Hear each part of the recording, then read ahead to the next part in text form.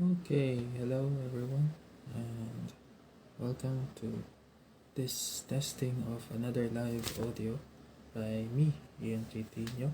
I am right now trying out again if this live audio would be a good uh, way to interact and engage with you, followers, and fellow environmental planners. Okay, so today we will have another 15 minutes of discussion on environmental planning in the Philippines. Okay, and happy first environmental planning day if you are in the Philippines and you are a Filipino. You should know that starting on November 8, 2020, we were celebrating the first Philippine Environmental Planning Day. Okay, so it was declared in last year in November by President Rodrigo Duterte, and it is celebrated now uh, for the first time in conjunction with the World Town Planning Day.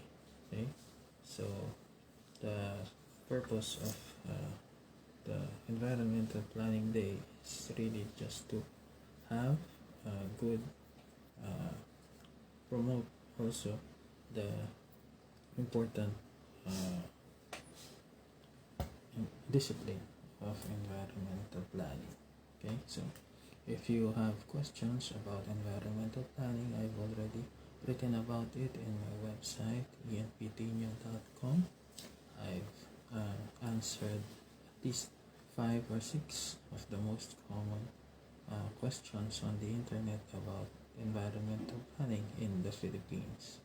And today, this afternoon, I would like to again record some uh, additional thoughts on the three important points of my article.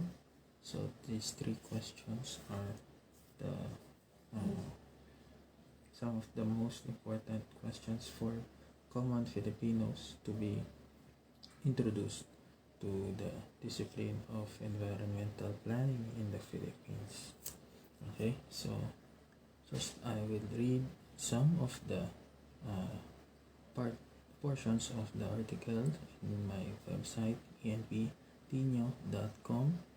and then I will add some uh, tidbits or stories that will be helpful to understand better how important environmental planning is for the Philippines.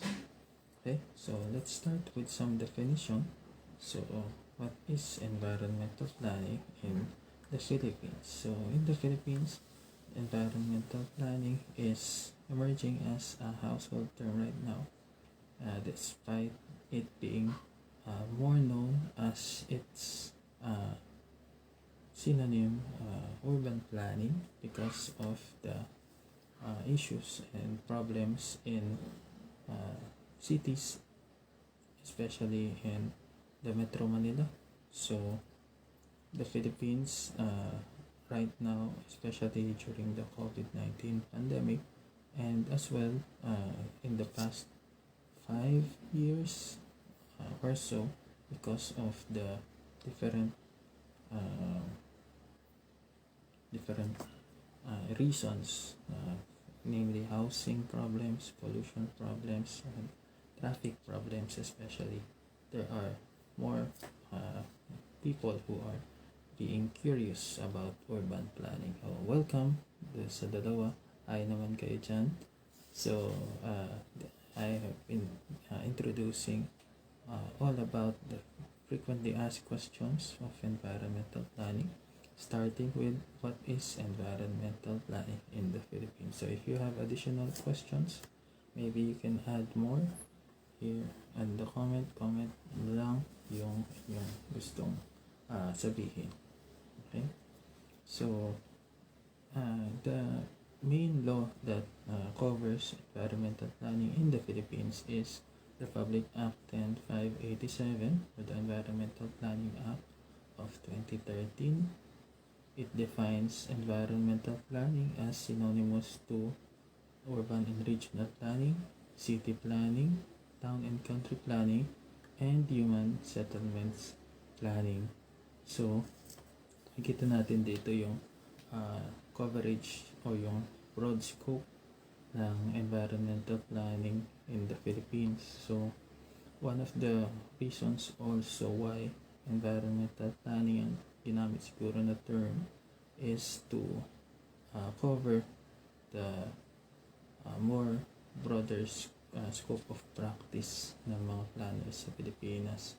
Kasi nga naman, if you just use urban planning, cities lang yon or urban areas lang yon, which even though our country is almost 50 to 60% urban na today, malaki pa rin ang role ng non-urban or yung tinatawag nating rural. Kaya nga merong regional planning na tinatawag.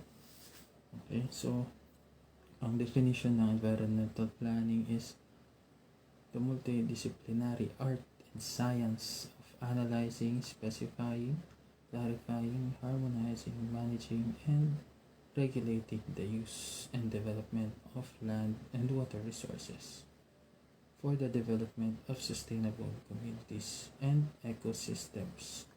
So, this definition, art and science, okay?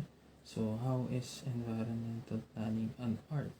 And how is environmental planning a science? Mas madaling sagutin for me as an environmental scientist yung part ng science. So, environmental planning is a science because it follows the scientific method of observation, formulating hypotheses, experimentation, and conclusion.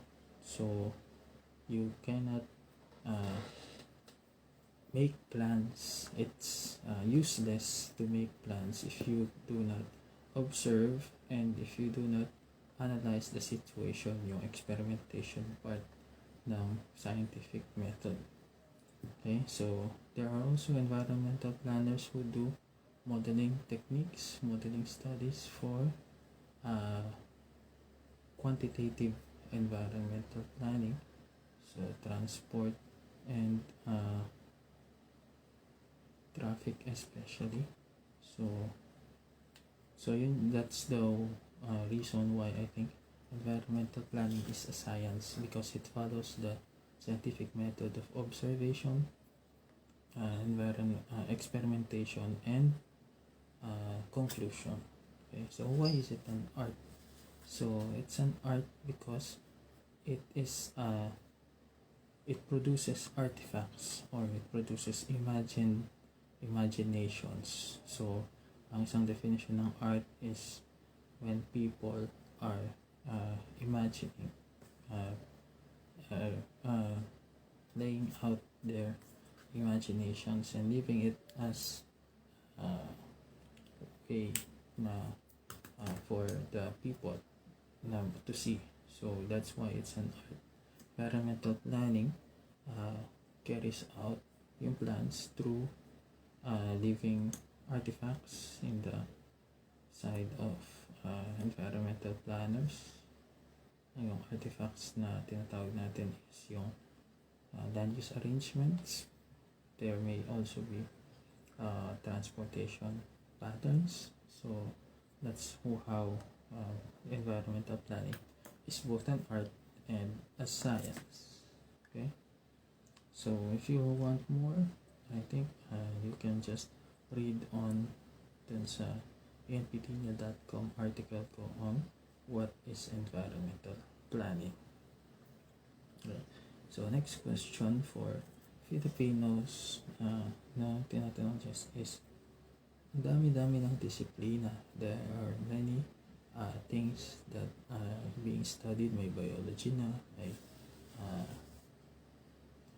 sociology na, may geography pa nga, di ba? Queen of all sciences, pasensya na, geography major kasi ako. So, why is environmental planning still so important as a distinct discipline. Okay, so environmental planning is important as a distinct discipline because environmental meaning yung lahat ng nakapaligid sa isang sa population ang pinag-aaralan dito sa disiplina na ito. So that is why also it's important to use the term environmental in its comprehensive form, diba? So comprehensive talaga dapat yung paggamit ng environmental sa environmental planning. Hindi lang siya basta natural environment, natural resources, but the totality of the land, water, and also built structures na nakapaligid sa tao. So planning, it's important to plan because sabi nga ng isang quote, if you fail to plan, you plan to fail. And environmental planning in relation to the different needs of people, you need to plan so that one, you can analyze situations that are important, and second, you can analyze you can propose solutions that are not only important for the political or powers or the political leaders or the executives, not only important for the powerful people, but also for the most importantly yung vulnerable sectors na makikita natin importante siya sa ano yung importante sa mga taong hindi laging nabibigyan ng halaga. Okay, so sabi ko nga dun sa aking article, environmental planners can lead the balance of use and care for the environment, for the forest, for seas, for cities, and other assets. So environmental planners guide, in the Philippines especially, environmental planners can guide local chief executives in the performance of their responsibilities in relation with sa local government code. Okay, so we must satisfy the demands of the ever-increasing demands of the ever-varying sectors of society with the fixed and limited resources. Though meron tayong enabler which is technology, environmental planning can be the bridge between the hard sciences and the social sciences, it being a comprehensive discipline. Okay, so that's why it's important. In short, environmental planning is important because our limited resources are available for the growing demands of our growing population. Okay, so we've talked about two frequently asked questions already of environmental planning. One being what is environmental planning? So the key law is Republic Act 10587. And secondly, why is environmental planning in the Philippines important? Is because of the limited resources that are demanded by growing and varying populations and uses of people and societies. Okay, so to end, I have last point. So syempre disciplines are here or studies are here to solve population problems. So what are the key issues in the Philippines that can be resolved by environmental planners? Okay, so siguro it's important to note that each environmental issue is complex and cannot be resolved by just one discipline. So kaya meron tayong natawag na multidisciplinary approaches and also transdisciplinary approaches pa nga. So multidisciplinary approaches, you need to see an issue in not only in a biological sense but also in a social sense and also in an economic sense, which I think is the vital point of view, yung economic and social, especially now with concerns on inclusivity or yung trickle-down effects or trickle-down benefits and costs of different different global phenomena and local phenomena. So, I think I will focus on two important key issues in that environmental planners can help in resolving. So, one is climate change. So, we are in the 2020s decade. It's a crucial decade for us because most of the projections point to the 2030 as the year 2030 as our last chance to limit our global temperature rise. Okay, so it's the defining issue of our time. So how can environmental planners, what is the role of environmental planning when it comes to climate change? So our country is one of the top in terms of disaster risk and climate change risk. So pag sinabi tayo ng climate change risk,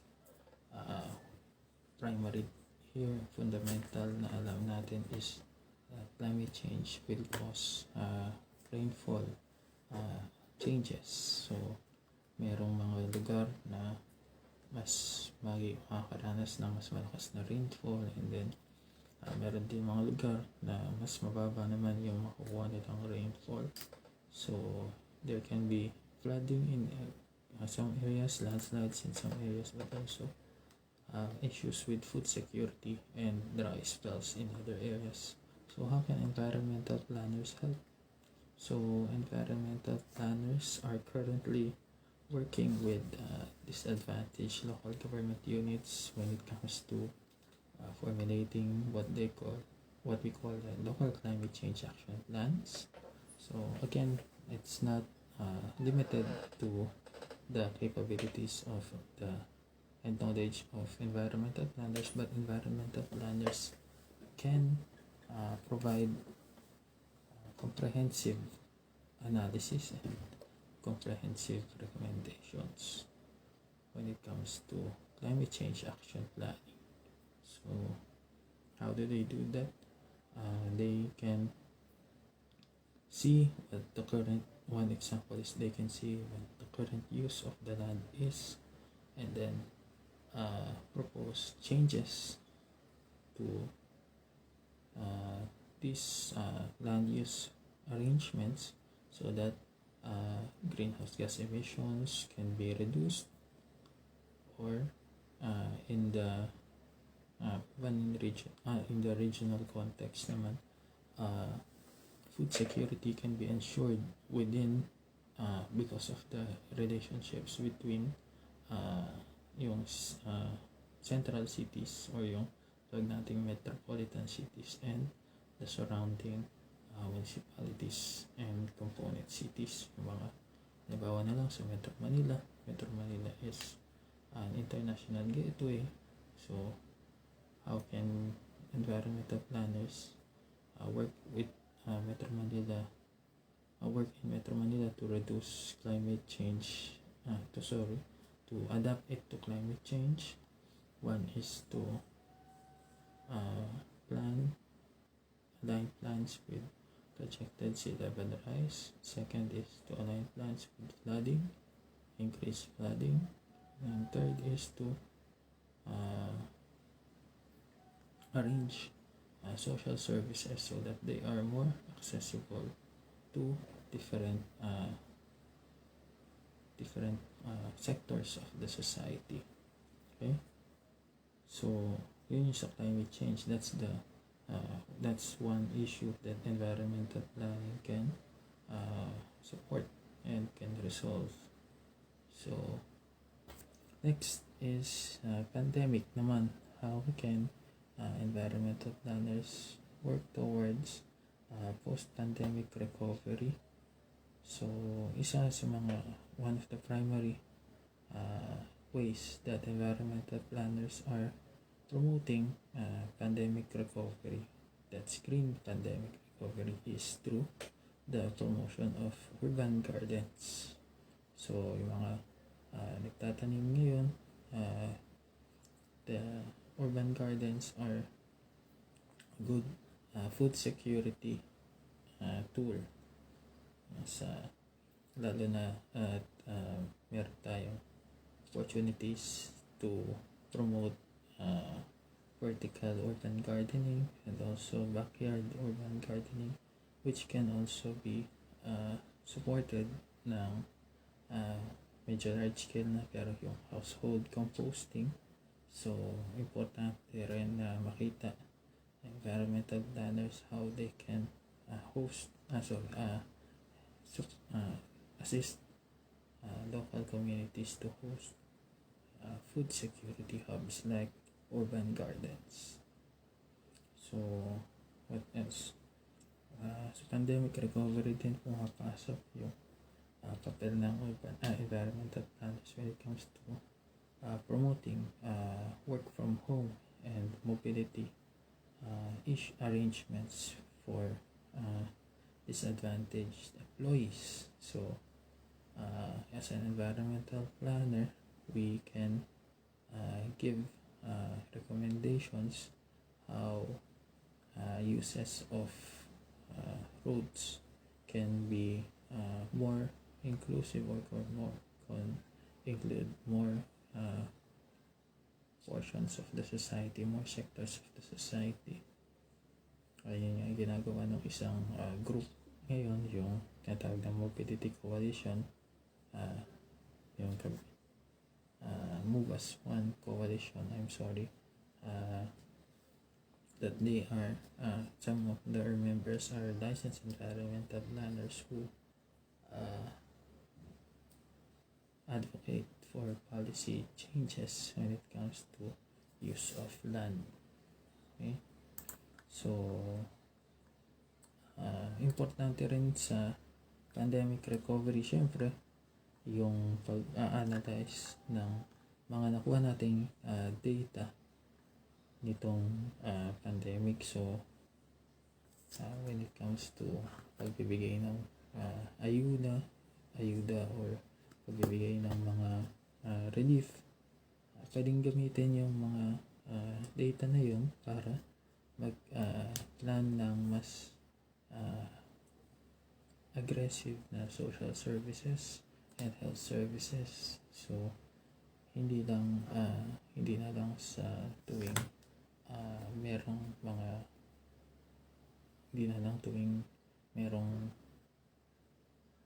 calamity or merong totohan election kaya pinupuntahan ng mga tao, mga local government officials, kanilang mga barangays. So that's one of the inputs of environmental planners when it comes to pandemic recovery.